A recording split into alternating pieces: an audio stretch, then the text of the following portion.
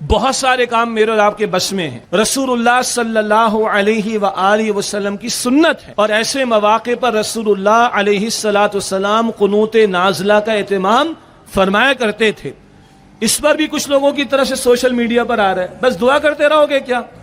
او بھائی، یہ کومنٹ دینے سے پہلے غور کیا کرو کہ زد کہاں پڑے گی. جب محمد مصطفیٰ علیہ السلام مدینہ طیبہ میں تھے اور سورہ نساء کا نزول ہوا تھا، وَمَا لَكُمْ أَلَّا تُقَاتِلُونَ فِي سَبِيلِ اللَّهِ کا تقاضا آ رہا ہے سورہ نساء کی آیت نمبر 75 میں.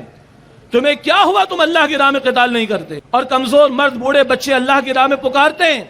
تو سورہ نساء کی آیت 75 آئی ہے.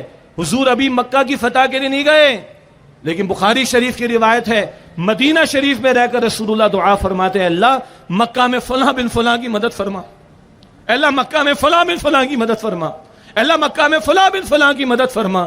تو یہ دعا تو رسول اللہ نے سکھائی، اور دعا مومن کا ہتھیار ہے.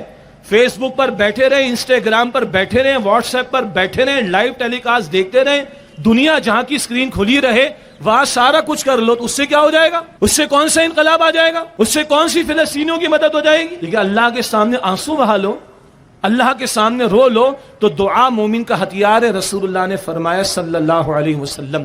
تو بھائی دعاؤں کو تو اہتمام کریں ہم.